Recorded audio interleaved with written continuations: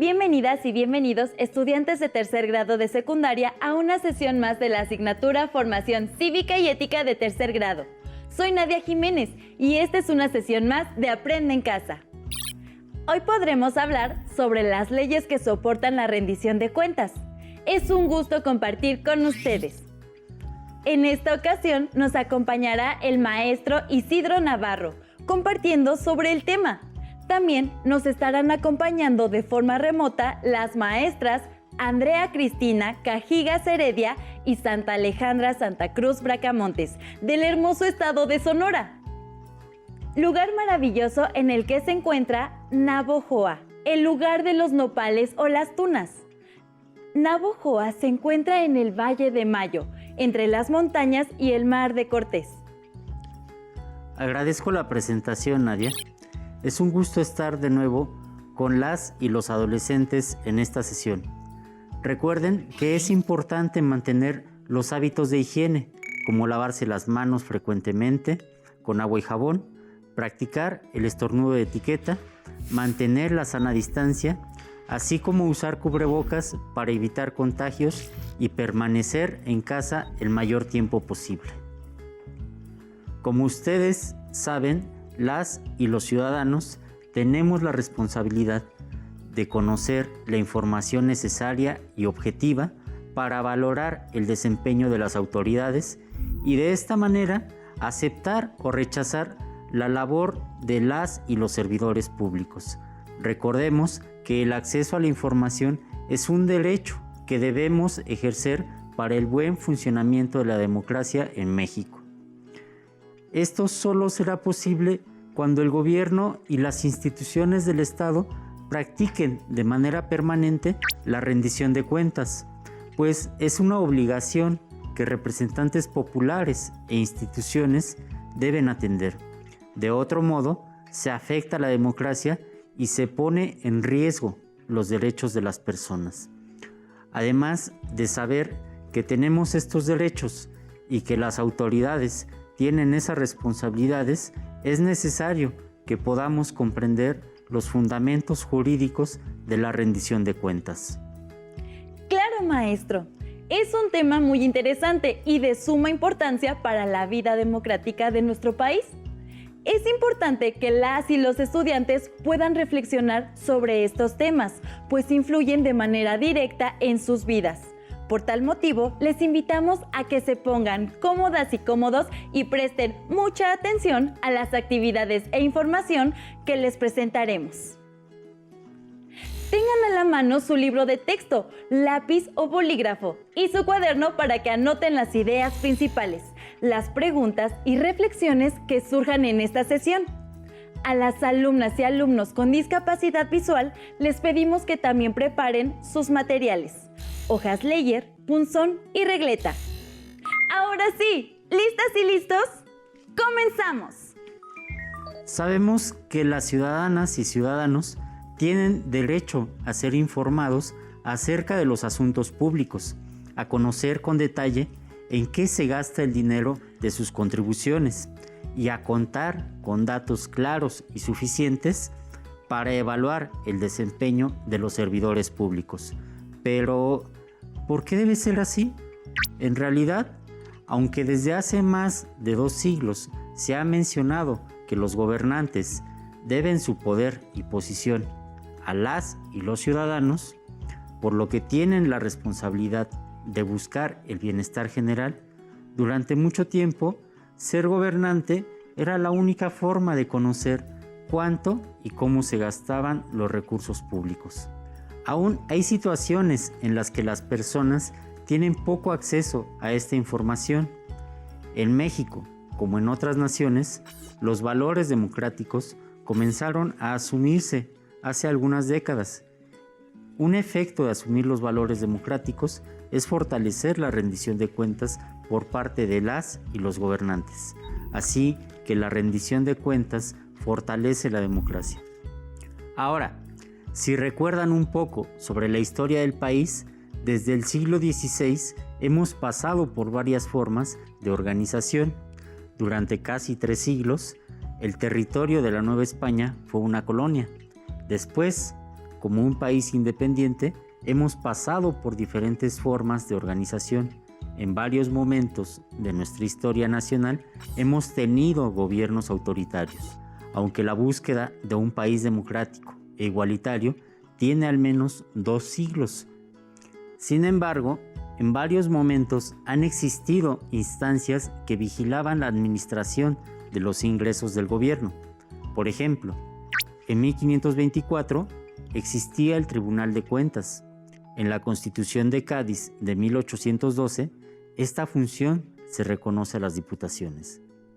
En 1839, el Supremo Poder Conservador establece que corresponde al Congreso Nacional examinar la cuenta general de inversión. En 1843 se establece que la Cámara de Diputados se encargará de vigilar por medio de la Comisión Inspectora el desempeño de la Contaduría de Hacienda. A partir de 1917, el Congreso mantiene la función de fiscalizar de acuerdo a la Constitución Política de los Estados Unidos Mexicanos. Hacia el año 2000 se crea la Auditoría Superior de la Federación. Como podemos notar, durante la historia de México, la función de fiscalizar los gastos de gobierno ha estado presente. Esto porque es necesario, incluso para el mismo gobierno, conocer en qué se gastan los recursos y si se hace con eficiencia. En las últimas décadas se ha trabajado para evitar el desvío injustificado de los recursos. ¿Qué podría estar asociado a actos de corrupción para favorecer intereses personales y no públicos, como debe ser en una democracia?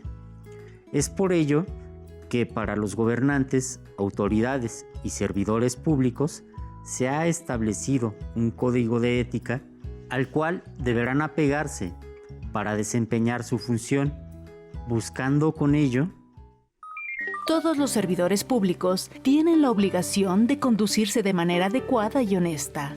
En caso de no ser así, existen sanciones que están contempladas en la Ley General de Responsabilidades Administrativas.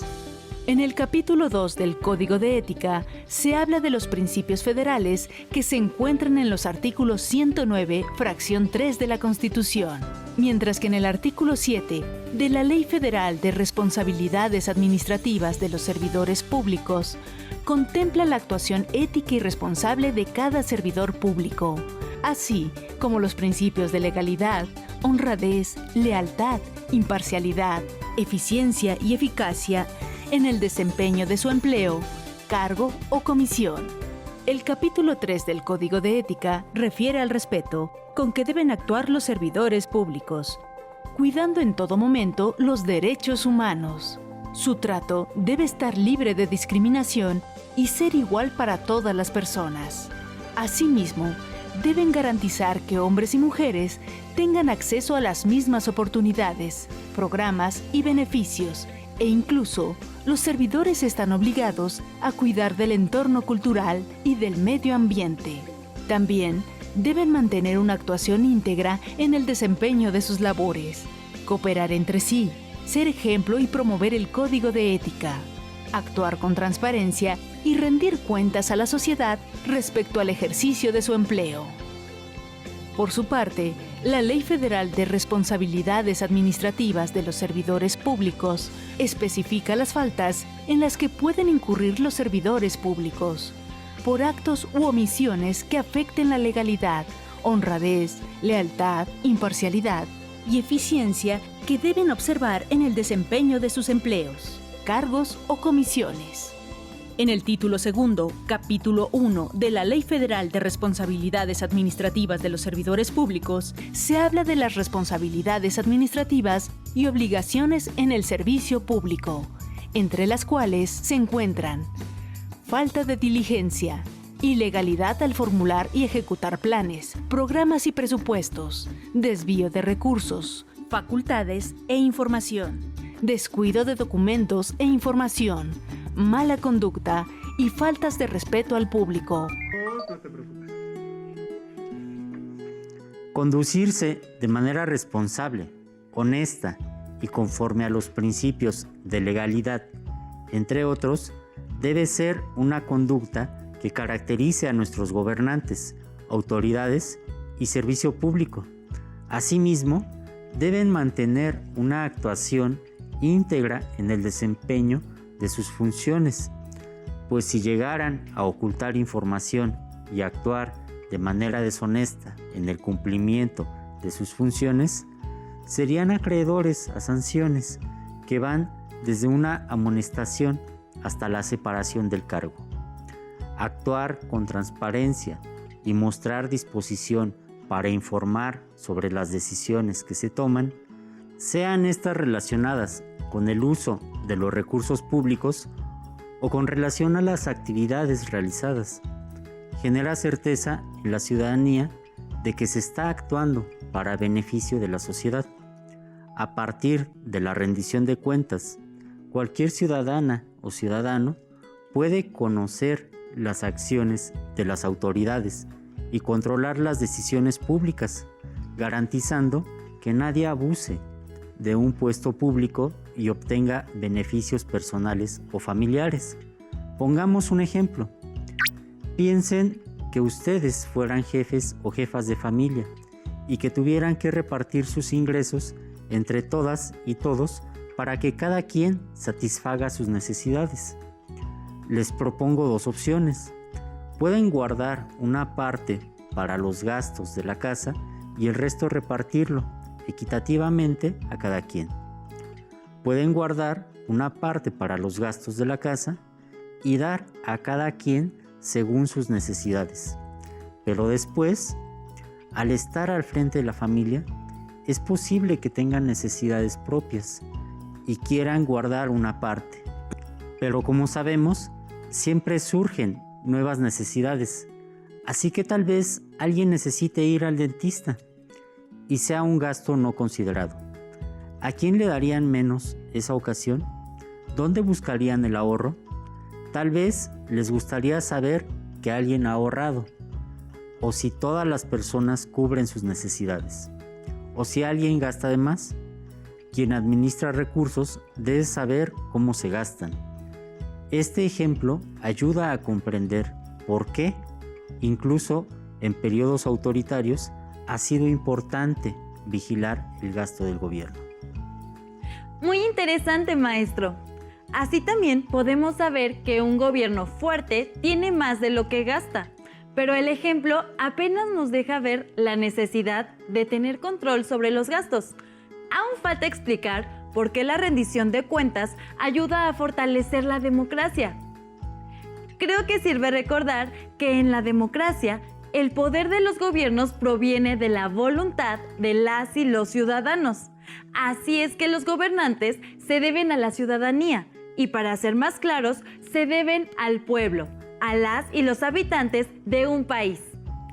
Siendo así, en un periodo de la historia se pensó que los gobernantes debían rendir cuentas al Congreso, pues en este estaban los representantes populares electos por la ciudadanía.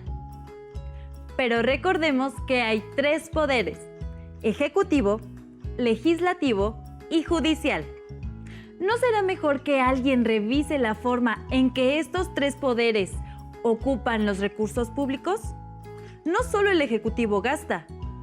Algo que debemos comprender entonces es que la fiscalización o revisión de las cuentas públicas debe ser para todas las instituciones.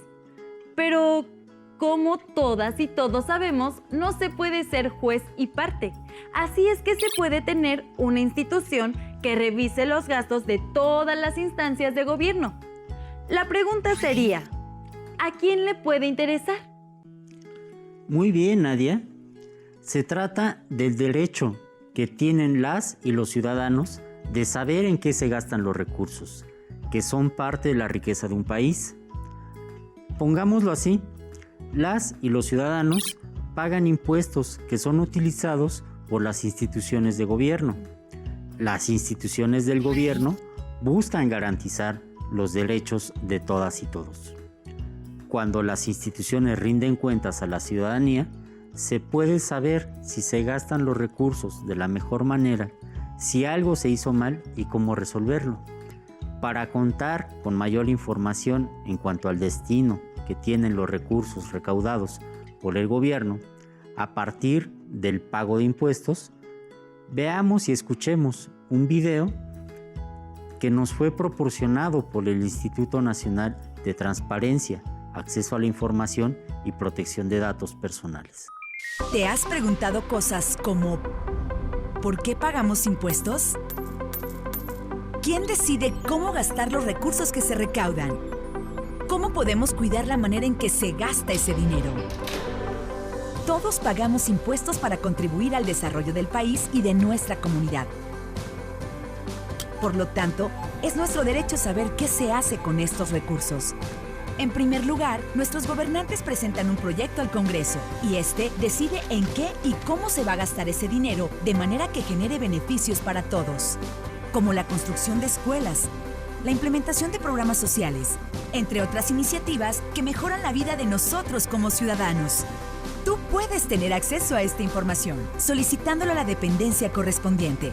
Si por alguna razón esta se te niega, el Instituto Nacional de Transparencia, Acceso a la Información y Protección de Datos Personales se encarga de hacer valer tu derecho, porque la información es poder y todos la podemos conocer. Úsala a favor de México.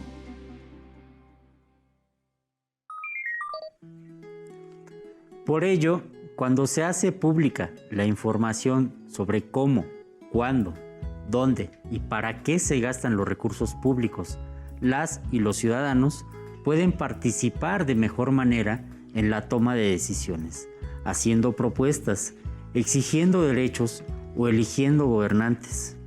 Así es, maestro. Pero para profundizar más, en esta ocasión tenemos la participación de las maestras Andrea Cajigas y Alejandra Santa Cruz, quienes nos hablarán un poco más sobre las leyes e instituciones que garantizan el derecho a la información. Hola, me da mucho gusto estar con ustedes. Mi nombre es Andrea Cajigas y agradezco la invitación.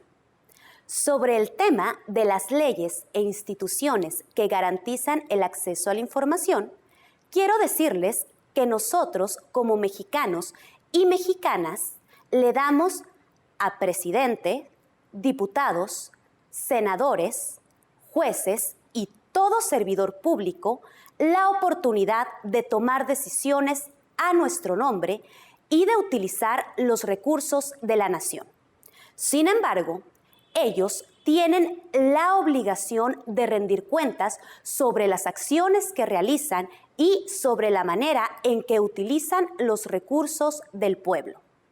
Como todos sabemos, la Constitución Política de México es la principal ley que rige a la nación y en su artículo 6 establece el derecho a la información y también la obligación que tiene la autoridad, estableciendo en su párrafo 2 lo siguiente.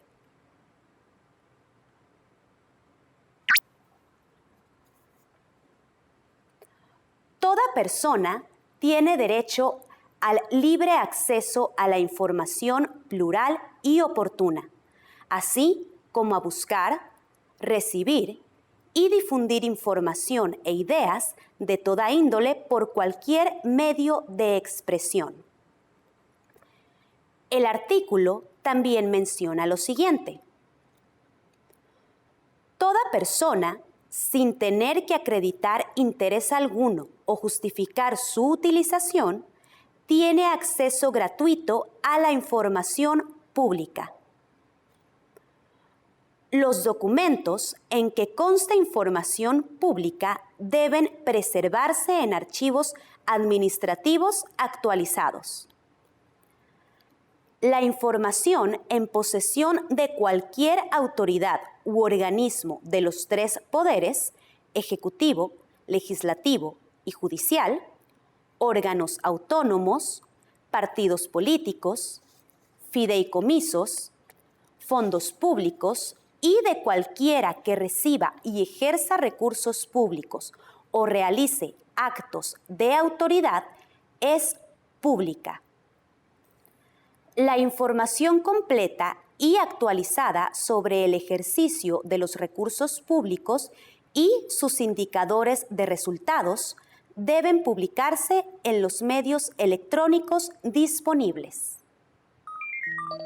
Resulta interesante conocer que en el artículo 6 de nuestra Constitución se garantiza el derecho a la información. Pero, ¿quiénes pueden solicitar información sobre la forma en que se utilizan los recursos públicos? ¿Qué nos puede decir al respecto, maestra Alejandra? Hola, espero que estén bien. Sobre el tema que estamos abordando, yo iniciaría comentando que según el artículo 6, toda persona puede solicitar información referente a los actos de nuestros servidores públicos. Es decir, ustedes allá en casa también lo pueden hacer. La Constitución es la ley principal y de ella nacen las demás leyes. Así que el artículo 6 constitucional se desprende de la Ley General de Transparencia y Acceso a la Información. Esta ley establece el procedimiento a seguir en caso de que un ciudadano desee solicitar, investigar, difundir, buscar y recibir información sobre nuestras autoridades. La ley también es fundamental al Instituto Nacional de Transparencia, Acceso a la Información y Protección de los Datos Personales, que debe garantizar el acceso a la información pública y la protección de los datos personales. ¿Por qué estos dos derechos? Las instituciones públicas tienen información sobre qué se gasta, dónde, cuándo y para qué. También tienen información personal de sus empleados y de las personas a las que atienden. Pongamos por caso una escuela pública en una institución de gobierno que rendir cuentas sobre los recursos que recibe es parte de su diario vivir. También nos comenta en qué se gasta, cómo lo hacen y con qué fines lo hacen. Pero conviene saber quién estudia ahí, de qué edad, cuál es su domicilio, etc. ¿Sirve de algo saber el domicilio de los directivos y de los maestros? Esta información es privada, no tiene relación directa con el cumplimiento de propósito de la investigación. Además, publicarla podría afectar a las personas. Así que posiblemente conviene saber cuántos profesores laboran ahí, cuántos estudiantes asisten, de qué grado son, cuántos turnos, cuántos hombres, cuántas mujeres. Incluso se podría saber el promedio general de aprovechamiento de cada grado, el número de bancas, cuánto cuesta el mantenimiento, etc. Son datos que sirven para conocer si la escuela gasta los recursos de una manera óptima, pero los datos personales deben de ser protegidos. Muchas gracias a las maestras Andrea y Alejandra por ayudarnos a tener más claras las ideas. El Instituto Nacional de Transparencia, Acceso a la Información y Protección de Datos Personales tiene entre sus objetivos garantizar el óptimo cumplimiento de los derechos de acceso a la información pública y la protección de datos personales, promover el pleno ejercicio de los derechos de acceso a la información pública y de protección de datos personales, así como la transparencia y apertura de las instituciones públicas. Pero este instituto también coordina el Sistema Nacional de Transparencia y Protección de Datos Personales. Así es, Nadia. Este sistema tiene entre sus funciones promover e implementar acciones para garantizar condiciones de accesibilidad para que los grupos vulnerables puedan ejercer en igualdad de condiciones el derecho de acceso a la información. Esto es importante porque ya hemos dicho, todas y todos tenemos derecho a conocer la información pública.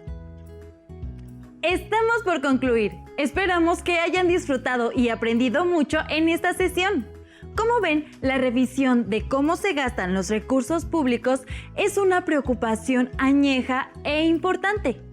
Pero lo más importante ha sido el esfuerzo reciente, porque las y los ciudadanos accedamos a la información pública sobre el funcionamiento del gobierno.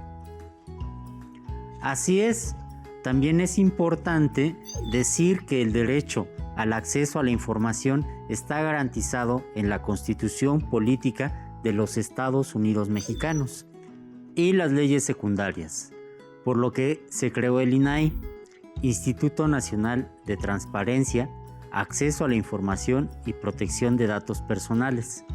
La responsabilidad de que podamos ejercer este derecho es de las autoridades e instituciones, pero es importante que las y los ciudadanos participemos activamente. Esto ayudará a mejorar nuestra sociedad democrática.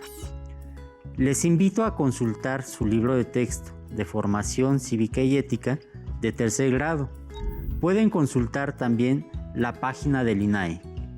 En esta sesión hemos aprendido mucho. Muchas gracias, Nadia, y gracias a las maestras Andrea y Alejandra por su colaboración. Muchas gracias, maestro. Recuerden que aún nos queda mucho por explorar y descubrir. Nos vemos la próxima vez aquí en Aprende en Casa. Les invito a que continúen aprendiendo y, por supuesto, a que sigamos adelante en este ciclo escolar. ¡Hasta la próxima! Si tienes dudas o necesitas ayuda, llama al Centro de Apoyo Pedagógico a Distancia. El número de teléfono para secundaria es el 55 36 01 71 23. Si requieres consultar los libros de texto en versión digital, recuerda que los puedes encontrar en la página conalitec.cep.gov.mx. Y recuerda que también cuentas con el sitio aprendeencasa.cep.gov.mx, en donde podrás ver nuevamente los videos de los programas y además encontrarás actividades para fortalecer tus aprendizajes. También te invitamos a que consultes la plataforma nuevaescuelamexicana.cep.gov.mx.